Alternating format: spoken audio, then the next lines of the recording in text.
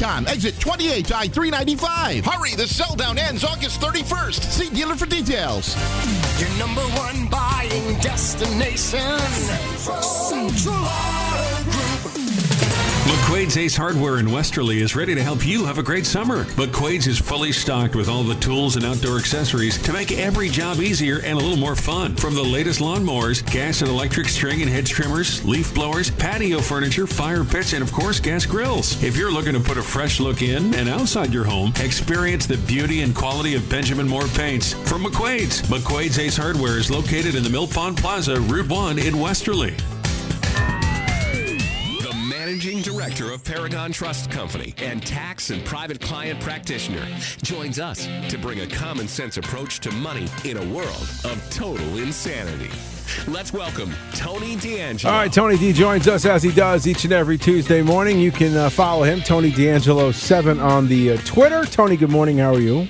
Good morning, Lee Elci. Good morning, everybody. I'm proud to be among you. You know, I have to say this. I loved your monologue, and all I can say is I can really dig exasperated. And all I kept thinking was Wolfman Jack, whenever he heard a record he didn't like or something wasn't right in his life, and he'd just start yelling, "You got me down, man!" Yeah, brothers and sisters, you got me down. And I mean, I grew up listening to him, but yet, you know, in your fact of getting me, you didn't get me down, but I started to laugh. That's funny. And laughs are good, and they're hard to come by some days. But, you know, in getting back to where we were last week, I had some time to, you know, contemplate a lot of things. I'd mentioned to you, you know, the internet was down, and I was on a backup system, which kind of reminded me of like the second version of AOL, you know, way back. And you can't really do everything that you want to do, but at least it's better than falling off the face of the earth. And I was very touched by the discussion you had with Bruce Flax about, you know, there's this horrible, you know, stench of corruption in the state, and yet nothing ever really seems to get to fruition on so many things. And I said, you know, that's exactly the way I feel. So I had a lot of time to ruminate, and I was doing some rumination, and I saw in my mind there were like two globes. There was the globe of I'm going to call them the hopelessly irredeemable, the people that think no matter what Ned does, he's wonderful. He protected us. He saved the state. He balanced the budget. You know, he did whatever. And the other half, which I'll call kind of the window dressing side, and then this, I have to say, in my estimation, is a large part of the standing Republican Party, that they'll occasionally come out and do something. You know, they'll occasionally say, yeah, this is bad. Yeah, there's one no-bid contract. Not really realizing or choosing not to look at the fact that it's a lot more than just one thing. And because, you know, I am an imperfect person, but I try to work hard. It is an honor to be here. So I follow things. I follow them as best as I can. And whenever I look at something and I say, you know, this is wretched, this is terrible, this needs to be investigated, this is something that just defies any sense of humanity or any sense of, you know, right versus wrong thinking, you know, it goes off. We talked about Twitter. It explodes on Twitter. People come to me, they thank me, they share with me. But in the political, whatever you want to call it, in the political hamster wheel, it never really seems to get anywhere. So the only thing, I came to one conclusion. There is, and, you know, not to sound like Richard Nixon, okay, we're bringing back the 70s. We started with Wolfman Jack. Let's go to Richard Nixon. There is a silent majority out there. There is a silent majority of people that don't feel represented, can't relate to political parties, know that there's things happening that nobody's really talking about. And and all I'm really saying is, you know, we have such a wretched mess in this state. I can go on for 20 minutes about that, but everybody knows. It needs to go. It needs to be changed badly. To those that are, you know, pushing out against this and want to bring change, you have to bring change, and don't overlook the fact that there's a whole lot of people out there that don't feel represented by them or by you. Your ball, my friend. So that's just a great commentary. The immediate question that comes to my mind, which is one that always comes to my mind, is how do you fix it? Like, okay, so there are people out there who are listening to us right now who want change, and they don't want to do it violently. They don't want to storm the Capitol. They want to do it the way it's supposed to be done. But now they don't trust the ballot box as much as they used to, and they don't think that the people that are even running are all that filled with character. So what does that person driving to work right now in his beat up pickup truck on his way to be a wrench monkey at some garage somewhere, and he wants his family to have a better life than he does? What happens? What do they do? You need and this is the stupidest thing I'm probably going to say all year, Lee Elci. You need political people that aren't political. Agreed. You need political people that are say, I see you, I see what's happening, that's over there, that's wrong, that's wretched, we're going to fix it, I will fix it for you. And this is kind of off the path and off the notes. As I mentioned, I was down internet, so I like a little background noise. I drive my wife crazy. She's like, how did you work in this noise? It's going back all the way to 1966. I can't explain it. But I was playing some old KHJ Top 40 tapes. And, it was one of the things was it was a May 26, 1968 tape. There was a commercial for Bobby Kennedy. Now, Bobby Kennedy, 10 days later was dead. He was shot in Los Angeles right before the California primary. But that message that he said about what people need, he said, this in my heart is what I see. This in my heart is what I will do. He was a Democrat of his time. I mean, today he probably wouldn't be accepted by even conservative Republicans if you look at it. You have to reach people. You got to be real. You can't look at the dirty stuff and run away and not discuss it. That's my, right. in my little segment here. That's just one thought. Well, let me ask you this, too. So let me throw this out there because this has been a pet peeve of mine, too. So, yeah, there are good people who do get elected and they go and serve, whether it's state legislator or even against the, across the state as far as a candidate, whether it's a federal office or not. And then they, go down there and they have great ideas and they're strong-willed, et cetera. Otherwise, they wouldn't have got elected. But then they get into that whole mix, Tony, and it's go along to get along. Nobody breaks the chains. Nobody pushes back. Nobody says, no, I'm not voting for that. That's a terrible bill. They always cave, right? Almost always. Almost always. Almost, and that bothers me. And I like sometimes they'll say, like, one of the talking points for a lot of different politicians is, well, so and so voted with their party 97% of the time. Find me a politician that votes 60% of the time, because they don't exist, right? Yeah, they very few of them exist. I remember, and if you're old enough, there was Fred Granby, who was in Congress. He was, I think he was the purser on the Love Boat. And he ran as, I believe, an independent Republican and kept breaking from his party. And he came to a point where he said, will I just keep, going along to get along, as you say, or will I, do something of meaning and say, I don't agree with this, and I'd rather do something on the outside rather than get along. He chose to do the latter. And if you had a number of people who just said, damn the torpedoes, I'm getting off the ship, right, I'm going to do it that way, you'd see change. But, they all go along. They get comfy, cushy, and they like being called senator or, representative or whatever the case may be. And they all compartmentalize or rationalize why they're voting, because they'll say, okay, well, I don't like X, Y, and Z in this bill, but man, I sure do like A, B, and C in it. Right. So they decide, well, it's better for me to say yes than to stand up and say no, and I'm not necessarily sure that's the right way to do it. Well, it has a long-term detriment. It's scratching the mosquito bite. When Joe Lieberman was a senator, I would write him these 5-page letters about, tax policy, and this is what he needed to do. To Joe's credit, he would write me 2.5-page letters back saying, you're right, I see it, but, I caved. Joe Lieberman, another story for another time. But, and this is why I did, because it's better for us all. And after a while, you just look at it and say, pal, just put your boots in the ground once and do something. And it's just, I thought Tom Cantone yesterday was great. Do something. Stop. Let us stop living in the movie Body Heat, where people use their incompetence as a weapon. That's all I ask, really. So, I'm with you. So let me ask you this. So is compliance a form of corruption just because you're getting along and you want to have that fancy license plate? You tend to look the other way. You tend not to rock the boat. Is that corruption?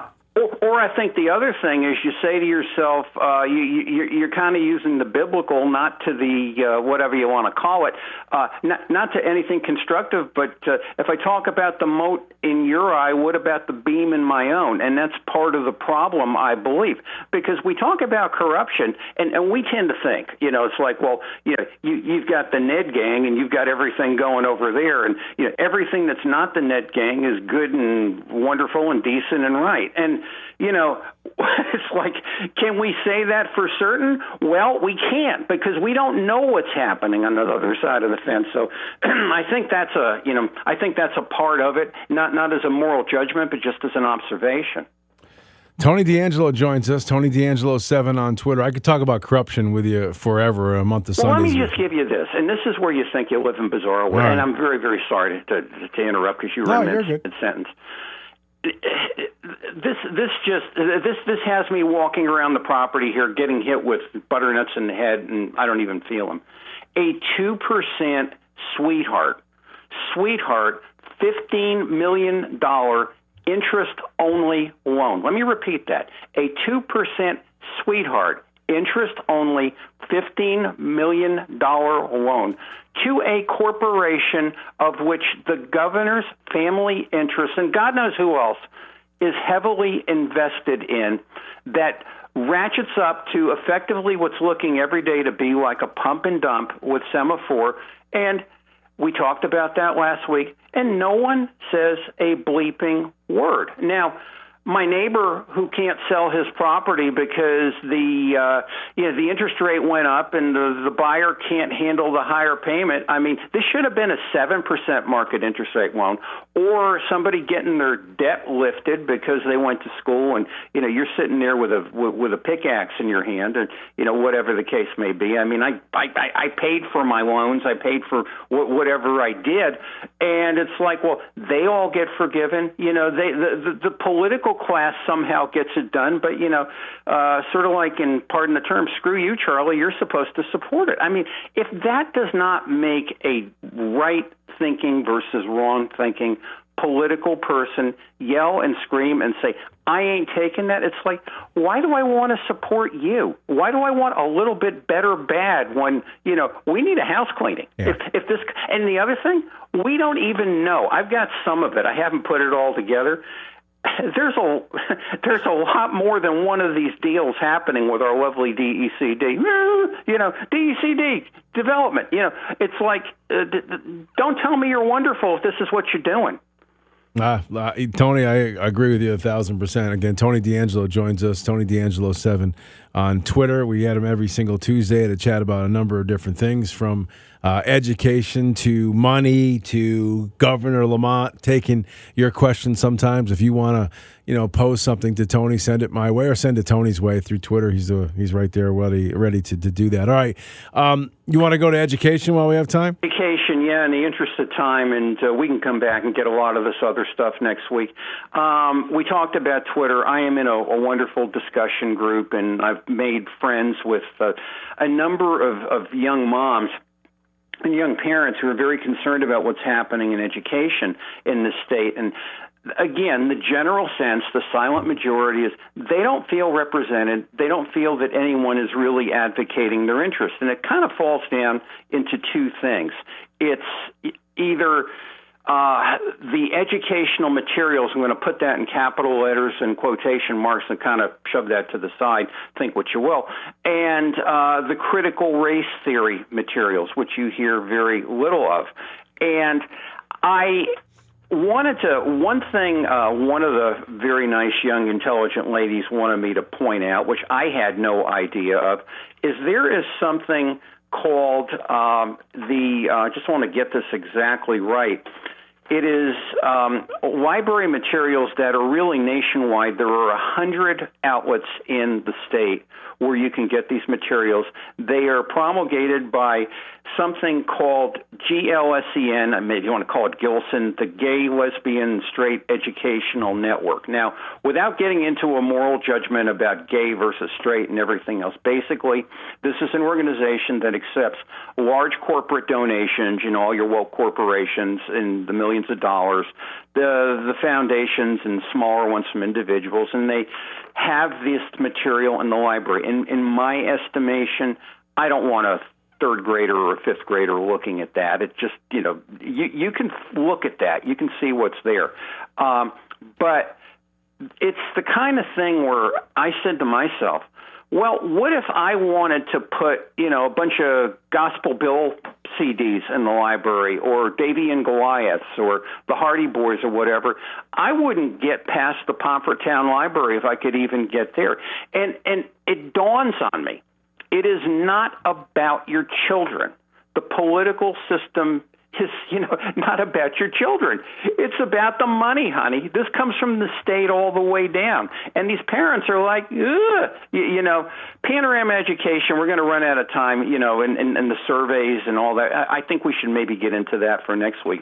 But one thing in my discussion group, I asked one of the moms, an intelligent professional lady, and I said, if you were in a room, and this is just really, really, really, works herself up to a professional capacity, a lot brighter than I am, with Bob Stefanowski or any other governor candidate, and you want to talk about what's being done right or wrong for your children. She's a single mom. She's busting her head open. She's raising a kid, in her estimation, the right way.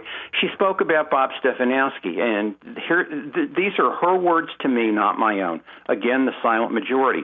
I don't feel like he's taking a firm stance despite saying he's for parental rights. He should bring up the infield pizza assignments and things like that.